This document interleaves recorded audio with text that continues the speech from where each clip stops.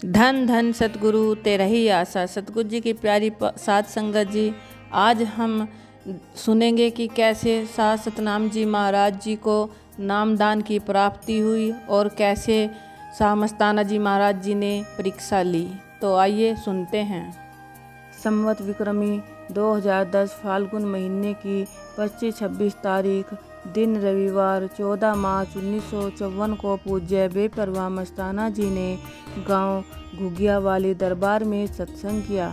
रात को सत्संग के बाद जब बाबा जी नामदान प्राप्त करने वाले अधिकारी जीवों की छटनी कर रहे थे तो आप उस समय उसी सत्संग वाले चबूतरे पर खड़े थे। बेपरवाह मस्ताना जी ने दूर से ही आवाज़ लगाकर आप जी को हुक्म दिया, भाई आप भी अंदर चलकर मूढ़े के पास बैठो, आज रात आपको भी नाम लेने का हुक्म हो गया है। उस समय पूज्य माता जी आप जी को स्वयं अपने साथ लेकर गए थे। बेपरवाह मस्ताना जी के हुक्म के अनुसार आप उसी समय उस कमरे में चले गए जहां पर नाम लेने वाले कुछ अधिकारी जीव पहले भी बैठे थे। मूढ़े के पास उस समय जगह खाली नहीं थी, इसीलिए आप उन जीवों के बीच ही कमरे के एक कोने में बैठ गए। बेपरवाह मस्ताना जी जब कमरे में पहुँचे तो अपने पवित्र मुख से फरमाया, भाई वो जलाल आने वाला सरदार कहाँ गया?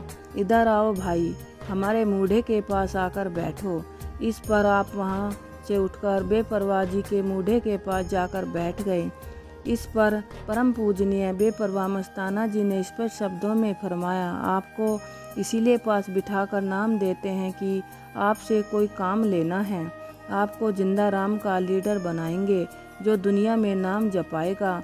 बेशक उपरोक्त वचनों के द्वारा बेपरवाह जी ने सब कुछ स्पष्ट कर दिया था, परंतु आप जी अपने पवित्र मुख से फरमाते, पूज्य मस्ताना जी महाराज वैसे ही बढ़ाई देते हैं क्योंकि यह काफ़ी बड़े अच्छे खानदान का पढ़ा लिखा नौजवान सरदार तथा एक अच्छा पाठी व ग्रंथी है।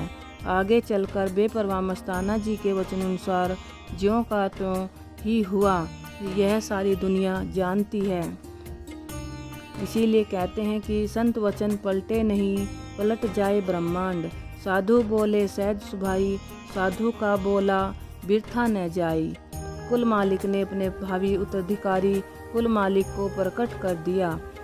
कुल मालिक की इलाही ज्योति तो पहले से ही परम पिताजी के अंतर हृदय में मौजूद थी, परंतु नाम के द्वारा जो कि एक बहाना मात्र था, सतगुरु साईं बाबा शाह मस्ताना जी ने उसे अपनी पावन दृष्टि से प्रज्वलित कर दिया। इसी तरह एक बार पहले भी बेपरवाह मस्ताना जी ने अपनी संगत के कुछ सेवादारों प्रेमियों को परम पिताजी के पवित्र चरणों के निशान पर अपनी लाठी से घेरा बनाकर स्पष्ट किया था कि यह रब की पैड़ है, परमात्मा कुल मालिक के पांवों के निशान हैं। जब आप बेपरवाह मस्ताना जी के संपर्क में आए थे तब से ही आप जी का अंदर खाते इम्तिहान लेना शुरू कर दिया था। इसी तरह बेपरवाह मस्ताना जी महाराज आप जी के गांव मौजा जलाल आना में सत्संग करने गए। बेपरवाह मस्ताना जी ने जलाल आना तथा इसके आसपास के कई गांवों और राजस्थान, पंजाब, हरियाणा आदि के अन्य कई स्थानों पर करीब 36 डेरे बनाए गए। जलाल आना दरबार में पहुंचकर बेपरवाह मस्ताना जी ने हुक्म दिया कि गदराना गांव के डेरे का सामान, ईंट, गाटर, गाड़ियाँ आदि यहाँ जलालाना में उठाकर ले आए। वहाँ का डेरा बेपरवाह जी के हुक्म द्वारा पहले ही गिरा दिया गया था।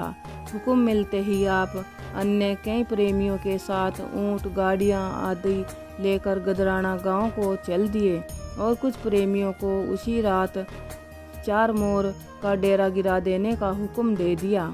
आप रात को करीब 12 बजे वहाँ से गाडर, लकड़ी के सतीर गाड़ियों पर लाद कर ले आए। अगले दिन सुबह ही आप जी को हुक्म हुआ कि गदराना डेरे की भी सभी ईंटें किसी ट्रैक्टर ट्रॉली में डालकर ले आए।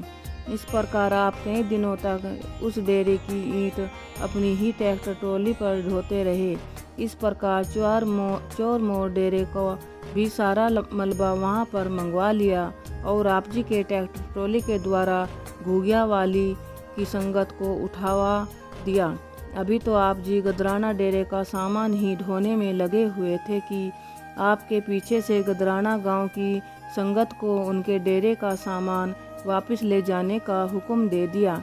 जब आप वहां से वापस आए तो वह उलट पुलट देखकर आप जलालाना गांव की संगत से नाराज हुए कि आपने स्वयं ही ढोया हुआ सामान यहाँ से उन्हें क्यों उठाने दिया, परंतु वह तो कुल मालिक का कोई खेल था। बेपरवाह मस्ताना जी महाराज के वे चोज देखकर कभी ले आओ कभी ले जाओ आदि आप सोचने लगते कि क्या यह भी प्रभु की भक्ति है। आपके मन में अन्य भी कई इधर उधर के ख्याल उठते, परंतु आप बाहर किसी से कुछ न कहते। बेपरवाह मस्ताना जी महाराज आप जी को अंदर से पूरा हौसला देते रहते और जिस तरह भाव भी वे आप जी को हुक्म देते आप निसंकोच हर हुक्म की पालना करते। बेपरवाह मस्ताना जी वहाँ पूरे 18 दिन रहकर इसी तरह आप जी की परीक्षा लेते रहे। वहीं रहते हुए उन्होंने वहाँ के डेरे का नाम, जो पहले मौजपुर धाम था, बदल कर मौज मस्त पूरा धाम रख दिया, अर्थात बेपरवाही मस्तानी मौज जलालाना में मस्त हो गई। यहाँ दरबार में आते ही बेपरवाह जी ने स्पष्ट कर दिया, हरबंस हमने तुम्हारी परीक्षा ली है, तुम्हें पता नहीं लगने दिया। इसके कुछ दिनों बाद ही बेपरवाह मस्ताना जी महाराज ने आप जी को अपना घर बार गिराकर दरबार में आ जाने का हुक्म कर दिया। आप जी तो पहले ही अपने सतगुरु पूज्य मस्ताना जी पर बिक चुके थे, सब कुछ कुर्बान कर चुके थे। अपने सतगुरु जी के हुक्म पर फूल चढ़ाते हुए आप जी ने उसी समय स्वयं अपने हाथ में गंध धाला व फावड़ा आदि लेकर मकान को गिराना शुरू कर दिया। धन धन सतगुरु तेरा ही आसरा।